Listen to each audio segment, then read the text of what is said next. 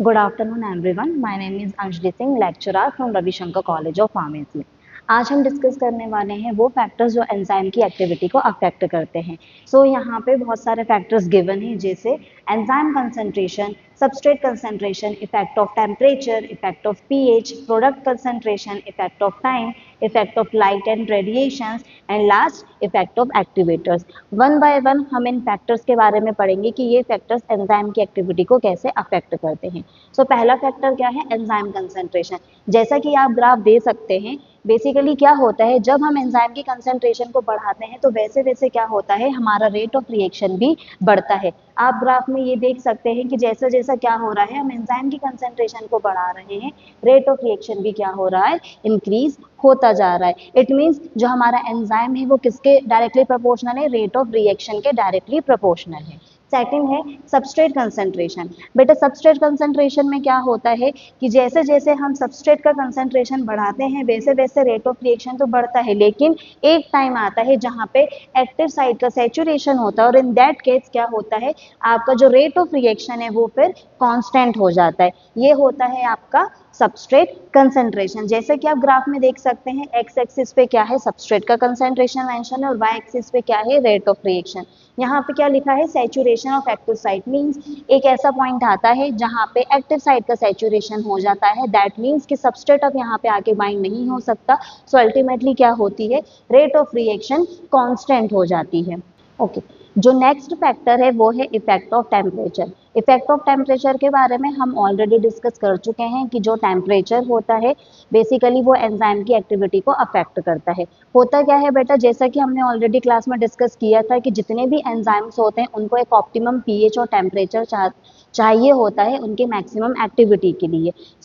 Enzymes basically क्या होता है, एक ऑप्टिमम टेम्परेचर पे काम करते हैं जहाँ पे वो अपनी मैक्सिमम एक्टिविटी शो करते हैं। तो आप ग्राफ में देख सकते हैं कि यहाँ पे क्या होता है, बेल शेप आपको ओपनैंड होता है और यहाँ पे बेसिकली क्या है बेटा, जब एंजाइम का टेम्परेचर हम इंक्रीज करेंगे तो भी क्या होगा, एंजाइम की एक्टिविटी में कोई ना कोई चेंजेस आएंगे, और अगर हम एंजाइम के टेम्परेचर को डिक्रीज करते हैं तो भी क्या होता है, एंजाइम की एक्टिविटी में चेंजेस आते हैं। तो अगर मान के चलिए एंजाइम का टेम्परेचर 0 डिग्री सेल्सियस है तो इन दैट केस वो क्या होगा, इनएक्टिव होगा और उसको हम इनएक्टिविटी बोलते हैं। वहीं अगर हम एंजाइम का टेम्परेचर बढ़ा देते हैं तो उस केस में क्या होता है बेटा, एंजाइम डीनेचर्ड हो जाता है। वहीं इफेक्ट ऑफ पीएच, जैसा कि अभी हमने डिस्कस किया कि जैसे ही टेम्परेचर के इफेक्ट की वजह से एंजाइम की एक्टिविटी में चेंजेस आते हैं, ऐसे ही क्या होता है, पीएच की वजह से भी एंजाइम की एक्टिविटी में चेंजेस आते हैं। जैसे कि जितने भी एंजाइम्स होते हैं उनको एक ऑप्टिमम टेम्परेचर की ज़रूरत होती है, तो वैसे ही उनको एक ऑप्टिमम पीएच की भी ज़रूरत होती है। तो हायर ऑर्गेनिज्म में जो एंजाइम्स प्रेजेंट होते हैं वो ideally 6 to 8 which is a neutral pH, उस पर वो अपनी मैक्सिमम एक्टिविटी शो करते हैं। बट अगर हम बहुत ज़्यादा पीएच वैल्यू बढ़ा देते हैं या फिर पीएच बहुत ज़्यादा कम कर देते हैं तो उसकी वजह से क्या होता है, एंजाइम की एक्टिविटी अफेक्ट होती है। अगेन अगर हमने पीएच डिक्रीज कर दिया है तो इनएक्टिविटी होगी, और अगर पीएच बढ़ा दिया जाता है तो डीनेचुरेशन हो जाता है।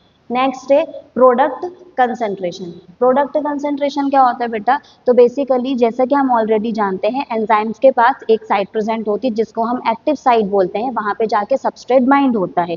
लेकिन इसके अलावा एंजाइम के पास और अदर साइट प्रेजेंट होती है, तो उसमें से जो एक साइट है जिसका नाम है एलोस्टेरिक साइट, तो excess of product allosteric site पे जाके बेटा बाइंड हो जाते हैं और उसकी वजह से क्या होता है कि जो एक्टिव साइट होता है, ठीक है, उसके शेप में चेंजेस आ जाते हैं। जब शेप में चेंजेस आ जाते हैं तो सबस्ट्रेट जाके बाइंड नहीं हो पाता है, रिएक्शन स्टॉप हो जाती है और अल्टीमेटली क्या होता है, रेट ऑफ रिएक्शन हमारी कम हो जाती है। तो जैसे जैसे प्रोडक्ट का कंसंट्रेशन बढ़ता जाता है वैसे वैसे क्या होती है, रेट ऑफ रिएक्शन कम होने लगती है। जो नेक्स्ट इफेक्ट है that is effect of time. जो नेक्स्ट फैक्टर है वो क्या है, इफेक्ट ऑफ टाइम। तो इफेक्ट ऑफ टाइम में क्या है, जैसा कि अभी हमने डिस्कस किया था ideal properties which is temperature and pH. तो बेटा जब एंजाइम को एक ऑप्टिमम टेम्परेचर और पीएच मिल जाएगा तो वो उतनी ही जल्दी अपनी एक्टिविटी शो करेगा, तो क्या टाइम ज़्यादा नहीं लगेगा। लेकिन अगर उसको आइडियल कंडीशंस नहीं मिलती हैं तो इन दैट केस क्या होता है कि टाइम बहुत ज़्यादा लगता है। तो that is the effect of time. Next है effect of light and radiations. So बहुत सारे ऐसे एंजाइम्स होते हैं जो लाइट और रेडिएशंस के प्रेजेंस में आते हैं या फिर उनका जब एक्सपोजर होता है लाइट और रेडिएशंस में तो वो अपनी एक्टिविटी को क्या कर देते हैं, कम कर देते हैं, या फिर हम ये बोलें कि लाइट और रेडिएशंस उनकी एक्टिविटी को इनहिबिट कर देते हैं। जैसे कि फॉर एग्जांपल अगर हम सलाइविया माइलिस की बात करें, अगर वो यूवी रेज की प्रेजेंस में आती हैं तो वो क्या हो जाते हैं, इनएक्टिव हो जाते हैं। क्यों? क्योंकि वो पेरोक्साइड्स का फॉर्मेशन कर लेते हैं। सो लास्ट फैक्टर है इफेक्ट ऑफ एक्टिवेटर्स। बेटा बहुत सारे एक्टिवेटर्स होते हैं। एक्टिवेटर्स कुछ नहीं है, एक्टिवेटर्स बेसिकली क्या है, कुछ मेटालिक कैटायंस है और एनायंस है। तो कुछ ऐसा एंजाइम्स होते हैं जिनको अपनी ऑप्टिमम एक्टिविटी के लिए एक्टिवेटर्स की ज़रूरत पड़ती है। ठीक है, अब इसी बेसिस पे एंजाइम को दो तरीके से कैटेगराइज किया गया है। पहला है मेटालो एंजाइम और दूसरा है मेटल एक्टिवेटेड एंजाइम। तो मेटल एक्टिवेटेड एंजाइम में क्या होता है बेटा, metal is not tightly held by the enzyme. और इसमें क्या होता है, जब मेटल एंजाइम्स के साथ टाइटली बॉन्ड नहीं बनाता है तो आयन एक्सचेंज बहुत इजीली हो जाता है। ठीक है, इसमें एग्जांपल आता है आपका इनोलेज। वहीं अगर हम बात करें मेटालो एंजाइम्स में तो metal is tightly held by the enzyme और जिसकी वजह से क्या होता है, आयंस का एक्सचेंज इजीली नहीं हो पाता है। ठीक है, इसमें जो आपके एग्जाम्पल है वो आते हैं अल्कोहल डिहाइड्रोजिनेज। सो ये कुछ फैक्टर्स थे जो एंजाइम की एक्टिविटी को अफेक्ट करते हैं, जिनकी हम ऑलरेडी डिटेल स्टडी कर चुके हैं। बाकी का डिस्कशन हम नेक्स्ट क्लास में करेंगे। That's all for today. Thank you.